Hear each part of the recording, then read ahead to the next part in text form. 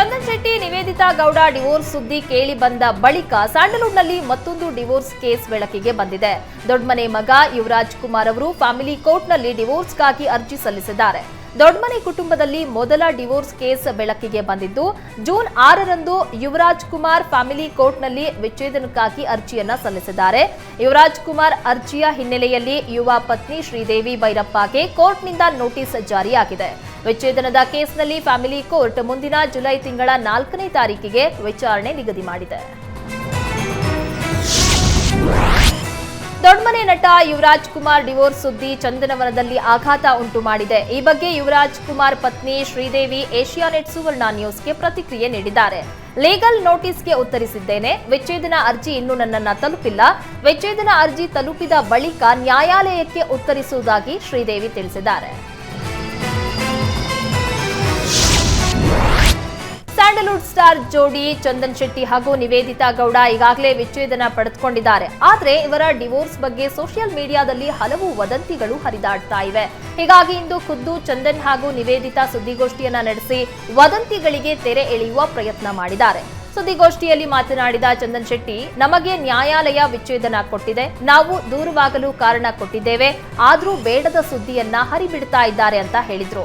ನಿವೇದಿತಾ ಗೌಡ ಮಾತನಾಡಿ, ನಮ್ಮಿಬ್ಬರ ಮಧ್ಯೆ ಕಂಫರ್ಟೇಬಲ್ ಆಗಿಲ್ಲ ಅನ್ನೋ ಕಾರಣಕ್ಕೆ ವಿಚ್ಛೇದನ ಹೊಂದಿದ್ದೇವೆ. ಈಗ ಸೋಷಿಯಲ್ ಮೀಡಿಯಾದಲ್ಲಿ ಹರಿದಾಡ್ತಾ ಇರೋ ಸುದ್ದಿಗಳೆಲ್ಲ ಸುಳ್ಳು ಅಂತ ಹೇಳಿದ್ರು. ಅತ್ಯಾಚಾರ ಕೇಸ್ನಲ್ಲಿ ಬಂಧನವಾದ ಮಾಜಿ ಸಂಸದ ಪ್ರಜ್ವಲ್ ರೇವಣ್ಣಗೆ 14 ದಿನಗಳ ನ್ಯಾಯಾಂಗ ಬಂಧನ ವಿಧಿಸಿ ಕೋರ್ಟ್ ಆದೇಶಿಸಿದೆ. ಹೀಗಾಗಿ ಇಷ್ಟು ದಿನ ಎಸ್ಐಟಿ ಕಸ್ಟಡಿಯಲ್ಲಿದ್ದ ಪ್ರಜ್ವಲ್ನನ್ನ ಈಗ ಪರಪ್ಪನ ಅಗ್ರಹಾರ ಜೈಲಿಗೆ ಶಿಫ್ಟ್ ಮಾಡಲಾಗ್ತಾ ಇದೆ. ಮೇ 31ರಂದು ವಿದೇಶದಿಂದ ಆಗಮಿಸಿದ್ದ ಪ್ರಜ್ವಲ್ನನ್ನ ಏರ್ಪೋರ್ಟ್ನಲ್ಲೇ ಎಸ್ಐಟಿ ಅಧಿಕಾರಿಗಳು ಬಂಧಿಸಿ ಕಸ್ಟಡಿಗೆ ಪಡೆದಿದ್ರು. ಇಂದು ಕಸ್ಟಡಿ ಅಂತ್ಯ ಹಿನ್ನೆಲೆಯಲ್ಲಿ ಕೋರ್ಟ್ಗೆ ಹಾಜರುಪಡಿಸಲಾಗಿತ್ತು. ಈ ವೇಳೆ ಎಸ್ಐಟಿ ಮತ್ತೆ ಕಸ್ಟಡಿಗೆ ಕೇಳದ ಕಾರಣ ನ್ಯಾಯಾಂಗ ಬಂಧನ ವಿಧಿಸಿ 42ನೇ ಎಸಿಎಂಎಂ ಕೋರ್ಟ್ ಆದೇಶವನ್ನ ಹೊರಡಿಸಿದೆ. ಈ ಮೂಲಕ ಜೂನ್ 24ರವರೆಗೆ ಪ್ರಜ್ವಲ್ ರೇವಣ್ಣ ಪರಪ್ಪನ ಅಗ್ರಹಾರದಲ್ಲೇ ಕಾಲ ಕಳಿಬೇಕಾಗಿದೆ.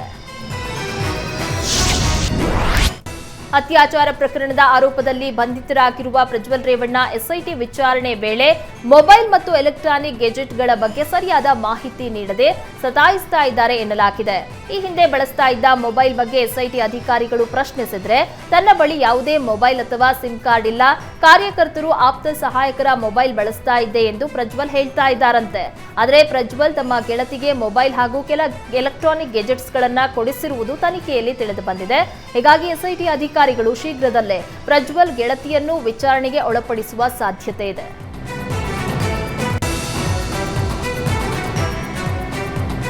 ಈ ಬಾರಿ ಲೋಕಸಮರದಲ್ಲಿ ಕಾಂಗ್ರೆಸ್ ನಿರೀಕ್ಷೆಗಿಂತ ಕಡಿಮೆ ಸ್ಥಾನಗಳನ್ನ ಗೆದ್ದುಕೊಂಡಿದೆ. ಈ ಬಗ್ಗೆ ಸದ್ಯ ಕಾಂಗ್ರೆಸ್ ಪಾಳೆಯದಲ್ಲಿ ಅಸಮಾಧಾನ ಭುಗಿಲೆದ್ದಿದೆ.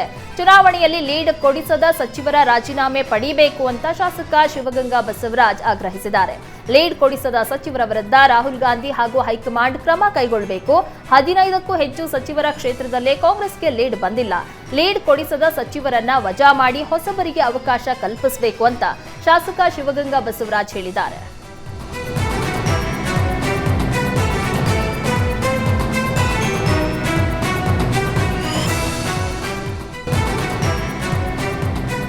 ಈ ಬಾರಿ ಲೋಕಸಮರದಲ್ಲಿ ಕಾಂಗ್ರೆಸ್ ನಿರೀಕ್ಷೆಗಿಂತ ಕಡಿಮೆ ಸ್ಥಾನಗಳನ್ನ ಗೆದ್ದುಕೊಂಡಿದೆ. ಈ ಬಗ್ಗೆ ಸದ್ಯ ಕಾಂಗ್ರೆಸ್ ಪಾಳೆಯದಲ್ಲಿ ಅಸಮಾಧಾನ ಭುಗಿಲೆದ್ದಿದೆ. ಚುನಾವಣೆಯಲ್ಲಿ ಲೀಡ್ ಕೊಡಿಸದ ಸಚಿವರ ರಾಜೀನಾಮೆ ಪಡೆಯಬೇಕು ಅಂತ ಶಾಸಕ ಶಿವಗಂಗಾ ಬಸವರಾಜ್ ಆಗ್ರಹಿಸಿದ್ದಾರೆ. ಲೀಡ್ ಕೊಡಿಸದ ಸಚಿವರ ವಿರುದ್ಧ ರಾಹುಲ್ ಗಾಂಧಿ ಹಾಗೂ ಹೈಕಮಾಂಡ್ ಕ್ರಮ ಕೈಗೊಳ್ಳಬೇಕು. 15ಕ್ಕೂ ಹೆಚ್ಚು ಸಚಿವರ ಕ್ಷೇತ್ರದಲ್ಲೇ ಕಾಂಗ್ರೆಸ್ಗೆ ಲೀಡ್ ಬಂದಿಲ್ಲ. ಲೀಡ್ ಕೊಡಿಸದ ಸಚಿವರನ್ನ ವಜಾ ಮಾಡಿ ಹೊಸಬರಿಗೆ ಅವಕಾಶ ಕಲ್ಪಿಸಬೇಕು ಅಂತ ಶಾಸಕ ಶಿವಗಂಗಾ ಬಸವರಾಜ್ ಹೇಳಿದ್ದಾರೆ. ಲೋಕಸಭಾ ಚುನಾವಣೆಯಲ್ಲಿ ಲೀಡ್ ಕೊಡಿಸದ ಸಚಿವರ ರಾಜೀನಾಮೆಗೆ ಆಗ್ರಹಿಸಿದ ಶಾಸಕ ಶಿವಗಂಗಾ ಬಸವರಾಜ್ಗೆ ಡಿಸಿಎಂ ಡಿಕೆ ಶಿವಕುಮಾರ್ ವಾರ್ನ್ ಮಾಡಿದ್ದಾರೆ. ನಮಗೆ 14ರಿಂದ 15 ಸೀಟು ಬರುತ್ತೆ ಅಂದುಕೊಂಡಿದ್ವಿ, ಅಷ್ಟು ಬಂದಿಲ್ಲ.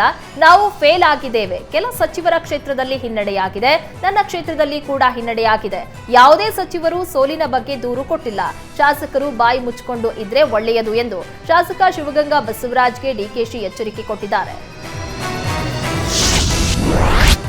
ವಾಲ್ಮೀಕಿ ಅಭಿವೃದ್ಧಿ ನಿಗಮದಲ್ಲಿ ಅಕ್ರಮದ ಕುರಿತು ಸರ್ಕಾರದ ವಿರುದ್ಧ ವಿಪಕ್ಷ ನಾಯಕ ಆರ್ ಅಶೋಕ್ ವಾಗ್ದಾಳಿ ನಡೆಸಿದ್ದಾರೆ. ಈ ಪ್ರಕರಣದಲ್ಲಿ ಮಾಜಿ ಸಚಿವ ನಾಗೇಂದ್ರ ಅಮಾಯಕ. ಪ್ರಕರಣದಲ್ಲಿ CM Siddaramaiah A1, Nagendra A2. ಸಿದ್ದರಾಮಯ್ಯಗೆ ಗೊತ್ತಿದ್ದೇ ಅಕ್ರಮ ನಡೆದಿದೆ. ನಮ್ಮ ಹೋರಾಟ ನಾಗೇಂದ್ರ ವಿರುದ್ಧ ಅಲ್ಲ, ಸಿಎಂ ವಿರುದ್ಧ. ಬಡವರ ಹಣ ತಿಂದವರಿಗೆ ಶಾಪ ತಟ್ಟಲಿದೆ. ಸಿದ್ದರಾಮಯ್ಯ ವಿಕೆಟ್ ಹೋಗಲೇಬೇಕು ಅಂತ ಆರ್ ಅಶೋಕ್ ಹೇಳಿದ್ದಾರೆ. ಈ ಮೂಲಕ ಸಿದ್ದರಾಮಯ್ಯ ರಾಜೀನಾಮೆಗೆ ಅಶೋಕ್ ಆಗ್ರಹಿಸಿದ್ದಾರೆ. ರಾಜ್ಯದಲ್ಲಿ ಗ್ಯಾರಂಟಿ ಯೋಜನೆ ನಿಲ್ಲಿಸುವ ಚರ್ಚೆ ಬಗ್ಗೆ ಗ್ಯಾರಂಟಿ ಅನುಷ್ಠಾನ ಸಮಿತಿ ಅಧ್ಯಕ್ಷ ಎಚ್.ಎಂ. ರೇವಣ್ಣ ಪ್ರತಿಕ್ರಿಯೆ ನೀಡಿದ್ದಾರೆ. ಚುನಾವಣೆಯಲ್ಲಿ ಹಿನ್ನಡೆ ಆಗಿದೆ ಎಂಬ ಕಾರಣಕ್ಕೆ ಗ್ಯಾರಂಟಿ ಯೋಜನೆಗಳನ್ನ ವಾಪಸ್ ಪಡೆಯಲ್ಲ. ಹಿಂದೆಯೂ ಸೋತಿದ್ದೇವೆ, ಆದರೆ ಯೋಜನೆಗಳನ್ನ ಮುಂದುವರೆದಿವೆ. ಹಾಗೆಯೇ ಪಂಚ ಗ್ಯಾರಂಟಿ ಯೋಜನೆಗಳು ಕೂಡ ಮುಂದುವರಿಯುತ್ತವೆ. ಸಿಎಂ ಕೂಡ ಗ್ಯಾರಂಟಿ ಯೋಜನೆ ನಿಲ್ಲಿಸಲ್ಲ ಎಂದಿದ್ದಾರೆ. ಎಲ್ಲರಿಗೂ ಈ ಯೋಜನೆ ಬೇಕಾ ಎಂಬ ಚರ್ಚೆ ಇದೆ. ಗ್ಯಾರಂಟಿಗಳ ಪುನರ್ ಪರಿಶೀಲನೆ ಮಾಡುವ ಅಗತ್ಯ ಇದೆ ಅಂತ ಎಚ್.ಎಂ. ರೇವಣ್ಣ ಹೇಳಿದರು. ಲೋಕಸಭೆ ಚುನಾವಣೆಯಲ್ಲಿ ಡಿಕೆ ಸುರೇಶ್ ಸೋತಿದ್ದಾರೆ. ಕನಕಪುರದ ಡಿಕೆ ಶಿವಕುಮಾರ್ ನಿವಾಸದಲ್ಲಿ ಆಯೋಜಿಸಿದ್ದ ಸಭೆಯಲ್ಲಿ ಭಾವುಕರಾದರು. ನನಗೆ ಅಧಿಕಾರ ಕೊಡಿ ಎಂದು ನಾನು ಅರ್ಜಿ ಹಾಕಿಕೊಂಡು ಬಂದವನಲ್ಲ. ಆಕಸ್ಮಿಕವಾಗಿ ನೀವೇ ಸಂಸತ್ಗೆ ಕಳುಹಿಸಿದ್ರಿ.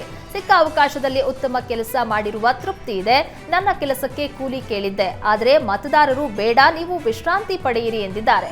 ಅದರಂತೆಯೇ ಇರುತ್ತೇನೆ ಎಂದು ಮಾಜಿ ಸಂಸದ ಡಿಕೆ ಸುರೇಶ್ ಭಾವುಕರಾದರು. ಇದು ಬಿಜೆಪಿ ಜೆಡಿಎಸ್ ಗೆಲುವಲ್ಲ, ಇದು ನನ್ನ ಮೇಲಿನ ಆಕ್ರೋಶದ ಗೆಲುವು ಅಂತ ಡಿಕೆ ಸುರೇಶ್ ಭಾವುಕರಾದರು.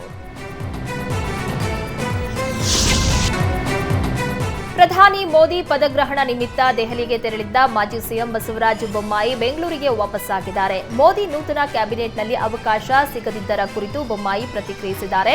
ಈ ಬಾರಿ ಹಳೆ ಬೇರು ಹೊಸ ಚಿಗುರು ಸೂತ್ರದ ಅಡಿ ಕ್ಯಾಬಿನೆಟ್ ರಚಿಸಿದ್ದಾರೆ. ನಾವೆಲ್ಲ ಸಿಎಂ ಆಗಿ ಕೆಲಸ ಮಾಡಿದ್ದೀವಿ, ಹೀಗಾಗಿ ಬೇರೆಯವರಿಗೆ ಅವಕಾಶ ನೀಡಿದ್ದಾರೆ. ಮೈತ್ರಿಕೂಟ ಇರೋದ್ರಿಂದ ನಾವೆಲ್ಲ ಸಹಕಾರ ನೀಡಬೇಕಾಗಿದೆ ಅಂತ ಬೊಮ್ಮಾಯಿ ಹೇಳಿದರು. ಕಂದಾಯ ಸಚಿವ ಕೃಷ್ಣ ಬೈರೇಗೌಡ ವಿಧಾನಸೌಧದಲ್ಲಿ ಬರ ನಿರ್ವಹಣಾ ಸಂಪುಟ ಉಪಸಮಿತಿ ಸಭೆ ನಡೆಸಿದ್ರು. ಸಭೆಯಲ್ಲಿ ಮುಂಗಾರು ಪರಿಸ್ಥಿತಿ ಬಗ್ಗೆ ಪರಿಶೀಲನೆ ನಡೆಸಿದ್ರು. ಬಳಿಕ ಸುದ್ದಿಗೋಷ್ಠಿ ನಡೆಸಿದ ಕೃಷ್ಣ ಬೈರೇಗೌಡ, ಜೂನ್ 2ರಂದು ರಾಜ್ಯಕ್ಕೆ ಮುಂಗಾರು ಪ್ರವೇಶವಾಗಿದೆ. ಕಳೆದ 10 ದಿನಗಳಲ್ಲಿ ವಾಡಿಕೆ ಪ್ರಕಾರ 51 ಮಿಲಿಮೀಟರ್ ಮಳೆ ಆಗಬೇಕಿತ್ತು, ಆದರೆ ರಾಜ್ಯದಲ್ಲಿ 91 ಮಿಲಿಮೀಟರ್ ಮಳೆ ಆಗಿದೆ. ವಾಡಿಕೆಗಿಂತ ಶೇಕಡಾ 78ರಷ್ಟು ಹೆಚ್ಚುವರಿ ಮಳೆ ಆಗಿದೆ. ಸಂತೋಷದ ವಿಷಯ ಅಂದ್ರೆ ರಾಜ್ಯದ ಎಲ್ಲ ಭಾಗಗಳಲ್ಲೂ ಮಳೆಯಾಗಿದೆ. ಕುಡಿಯುವ ನೀರಿನ ಸಮಸ್ಯೆ ಬಹುತೇಕ ಕಡಿಮೆ ಆಗಿದೆ ಅಂತ ಸಚಿವ ಕೃಷ್ಣ ಬೈರೇಗೌಡ ಹೇಳಿದರು. ಶಿವಮೊಗ್ಗದಲ್ಲಿ ಇಂದು ಕಾಂಗ್ರೆಸ್ನಿಂದ ಕೃತಜ್ಞತಾ ಸಭೆ ಆಯೋಜಿಸಲಾಗಿತ್ತು. ಸಭೆಯಲ್ಲಿ ಸಚಿವ ಮಧು ಬಂಗಾರಪ್ಪ, ಗೀತಾ ಶಿವರಾಜ್ಕುಮಾರ್, ನಟ ಶಿವರಾಜ್ಕುಮಾರ್ ಭಾಗಿಯಾಗಿದ್ದರು. ಸಭೆಯಲ್ಲಿ ಮಾತನಾಡಿದ ಮಧು ಬಂಗಾರಪ್ಪ, ಕ್ಷೇತ್ರದಲ್ಲಿ ಗೀತಕ್ಕನಿಗೆ ಮತದಾರರು ದಾಖಲೆ ಮತ ನೀಡಿದ್ದಾರೆ. ನಾನು ಜೆಡಿಎಸ್ನಿಂದ 2 ಬಾರಿ ಸ್ಪರ್ಧೆ ಮಾಡಿದ್ದೆ, 2 ಬಾರಿ ಸೋಲನ್ನ ಅನುಭವಿಸಬೇಕಾಯಿತು. ಗೀತಕ್ಕ ಗೆಲ್ತಾರೆ ಅನ್ನೋ ವಿಶ್ವಾಸ ಇತ್ತು. ಗೀತಕ್ಕ ಯಾವಾಗಲೂ ನಿಮ್ಮ ಜೊತೆ ಇರ್ತಾರೆ. ಗೀತಾ ಶಿವರಾಜ್ಕುಮಾರ್ ಸೋತಿದ್ದಾರೆ, ಆ ನೋವನ್ನ ನುಂಗಿಕೊಳ್ಳುತ್ತೇವೆ ಅಂತ ಮಧು ಬಂಗಾರಪ್ಪ ಹೇಳಿದರು.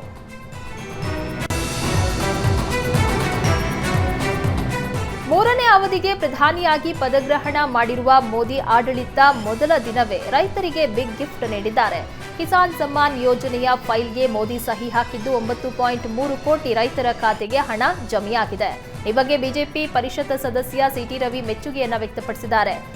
ನನಗಿರೋದು 4 ಜನ ಅಂತ ಮೋದಿ ಹೇಳಿದ್ರು. ಮಹಿಳೆಯರು, ಯುವಕರು, ರೈತರು, ಬಡವರಿಗಾಗಿ ಕೆಲಸ ಮಾಡುವುದಾಗಿ ಹೇಳಿದ್ರು. ಜಾತಿವಾದದ ರಾಜಕೀಯ ಮಾಡುವವರಿಗೆ ಇದು ಅರ್ಥ ಆಗಲ್ಲ. ಪ್ರಧಾನಿ ಮೋದಿಯದ್ದು ನೀತಿಯ ರಾಜಕಾರಣ ಅಂತ ಸಿಟಿ ರವಿ ಹೇಳಿದ್ರು. ಮರ್ಡರ್ ಕೇಸ್ನಲ್ಲಿ ಮಾಜಿ ಸಚಿವ ವಿನಯ್ ಕುಲಕರ್ಣಿಗೆ ಕಾನೂನು ಹೋರಾಟದಲ್ಲಿ ಹಿನ್ನಡೆಯಾಗಿದೆ. ಧಾರವಾಡ ಜಿಲ್ಲಾ ಪಂಚಾಯತ್ ಸದಸ್ಯ ಯೋಗೀಶ್ ಗೌಡ ಹತ್ಯೆ ಪ್ರಕರಣದಲ್ಲಿ ವಿನಯ್ ಕುಲಕರ್ಣಿ ವಿರುದ್ಧ ಹೊರಿಸಿರುವ ಆರೋಪ ಸರಿ ಇದೆ ಅಂತ ಸುಪ್ರೀಂ ಕೋರ್ಟ್ ಹೇಳಿದೆ. ಈ ಮೂಲಕ ಸಿಬಿಐ ವಿಶೇಷ ನ್ಯಾಯಾಲಯದ ತೀರ್ಪನ್ನ ಸುಪ್ರೀಂ ಕೋರ್ಟ್ ಎತ್ತಿ ಹಿಡಿದಿದೆ. ನ್ಯಾಯಮೂರ್ತಿ ಪಿವಿ ಸಂಜಯ್ ಕುಮಾರ್ ನೇತೃತ್ವದ ಪೀಠ ಈ ಆದೇಶವನ್ನ ಹೊರಡಿಸಿದೆ. ರಾಜ್ಯದಿಂದ 5 ಸಚಿವರಾಗಿದ್ದಾರೆ. ಒಳ್ಳೆಯ ಅವಕಾಶ ಸಿಕ್ಕಿದೆ. ಮುಂದಿನ ದಿನಗಳಲ್ಲಿ ರಾಜ್ಯದ ಅಭಿವೃದ್ಧಿಗೆ ಕೆಲಸ ಮಾಡುವುದಕ್ಕೆ ಅನುಕೂಲ ಆಗಿದೆ ಎಂದು ದೆಹಲಿಯಲ್ಲಿ ಮಾಜಿ ಸಿಎಂ ಯಡಿಯೂರಪ್ಪ ಹೇಳಿದರು. ಸಂಸದ ಹಾಗೂ ಪುತ್ರ ರಾಘವೇಂದ್ರ ಅವರಿಗೆ ಅವಕಾಶ ಸಿಗದಿದ್ದಕ್ಕೂ ಪ್ರತಿಕ್ರಿಯಿಸಿದ ಅವರು, ಮುಂದೆ ಅವರಿಗೆ ಒಳ್ಳೆಯ ಅವಕಾಶ ಸಿಗಬಹುದು ಎಂದರು. ಮಗನ ಸೋಲಿನ ಬೇಸರದಲ್ಲಿದ್ದ ಸಚಿವೆ ಲಕ್ಷ್ಮೀ ಹೆಬ್ಬಾಳ್ಕರ್ ಬಳಿ ಸಿಎಂ ಸಿದ್ದರಾಮಯ್ಯ ಕ್ಷಮೆ ಕೇಳಿದ್ದಾರೆ. ಸಿಎಂ ಭೇಟಿಗೆ ಬೆಳಗಾವಿ ಭಾಗದ ಸಚಿವೆ ಲಕ್ಷ್ಮೀ ಹೆಬ್ಬಾಳ್ಕರ್ ಹಾಗೂ ಸತೀಶ್ ಜಾರಕಿಹೊಳಿ ಮತ್ತು ಚಿಕ್ಕೋಡಿ ಲೋಕಸಭಾ ಕ್ಷೇತ್ರದ ಕಾಂಗ್ರೆಸ್ ಸಂಸದೆ ಪ್ರಿಯಾಂಕಾ ಜಾರಕಿಹೊಳಿ ಆಗಮಿಸಿದ್ರು. ಈ ವೇಳೆ ಹೆಬ್ಬಾಳ್ಕರ್ ನೋಡಿದ ಸಿಎಂ ಸಿದ್ದರಾಮಯ್ಯ ಸಾರಿ ಕಣಮ್ಮ ಎಂದಿದ್ದಾರೆ. ಸಿಎಂ ಸಾರಿ ಎಂದ ಕೂಡಲೇ ತುಂಬಾ ಭಾವುಕರಾಗಿ ಲಕ್ಷ್ಮೀ ಹೆಬ್ಬಾಳ್ಕರ್ ಮೌನಕ್ಕೆ ಶರಣಾದರು. ಕುಮಾರಸ್ವಾಮಿ ಕೇಂದ್ರ ಸಚಿವರಾದ ಹಿನ್ನೆಲೆಯಲ್ಲಿ ಬಳ್ಳಾರಿಯಲ್ಲಿ ಜೆಡಿಎಸ್ ಕಾರ್ಯಕರ್ತರು ಸಂಭ್ರಮಿಸಿದ್ದಾರೆ. ರಾಯಲ್ ವೃತ್ತದಲ್ಲಿ ಸಂಭ್ರಮಿಸಿದ ಜೆಡಿಎಸ್ ಕಾರ್ಯಕರ್ತರು ಪಟಾಕಿ ಸಿಡಿಸಿ ಸಿಹಿ ಹಂಚಿ ಸಂತಸ ವ್ಯಕ್ತಪಡಿಸಿದರು. ಸಂಭ್ರಮಾಚರಣೆಯಲ್ಲಿ ನೂರಾರು ಜೆಡಿಎಸ್ ಕಾರ್ಯಕರ್ತರು ಭಾಗಿಯಾಗಿ ಮೋದಿ ಹಾಗೂ ಕುಮಾರಸ್ವಾಮಿ ಪರವಾಗಿ ಘೋಷಣೆ ಕೂಗಿದರು. ಕೇಂದ್ರದ ಬಿಜೆಪಿಗೆ ದಲಿತ ಒಬಿಸಿ ಸಂಸದರು ಬೇಕಾಗಿಲ್ಲ ಅನ್ಸುತ್ತೆ ಎಂದು ಕೇಂದ್ರದ ವಿರುದ್ಧ ಗೃಹ ಸಚಿವ ಪರಮೇಶ್ವರ್ ಗುಡುಗಿದ್ರು. ರಾಜ್ಯದಿಂದ ದಲಿತ ಒಬಿಸಿ ಸಮುದಾಯದವರು ಸಂಸದರಾಗಿ ಆಯ್ಕೆಯಾಗಿದ್ದಾರೆ. ಅವರಿಗೂ ಸಚಿವ ಸ್ಥಾನ ಕೊಡಬೇಕಿತ್ತು. ಆದ್ರೆ ಬಿಜೆಪಿಗೆ ದಲಿತರು ಬೇಡ. ಹಾಗಾಗಿ ಎರಡೂ ಸಮುದಾಯಗಳನ್ನ ನಿರ್ಲಕ್ಷ್ಯ ಮಾಡಿದೆ ಎಂದು ಪರಮೇಶ್ವರ್ ಹೇಳಿದ್ರು. 5 ಕೇಂದ್ರ ಸಚಿವರ ಮೇಲೆ ನಾವು ವಿಶ್ವಾಸವನ್ನ ಇಟ್ಕೊಂಡಿದ್ದೀವಿ. ರಾಜ್ಯದ ಸಮಸ್ಯೆಗಳನ್ನ ಕೇಂದ್ರದ ಮಟ್ಟದಲ್ಲಿ ಪರಿಹರಿಸುತ್ತಾರೆ ಅಂತ ವಿಶ್ವಾಸ ಇದೆ ಅಂತ ಹೇಳಿದ್ರು.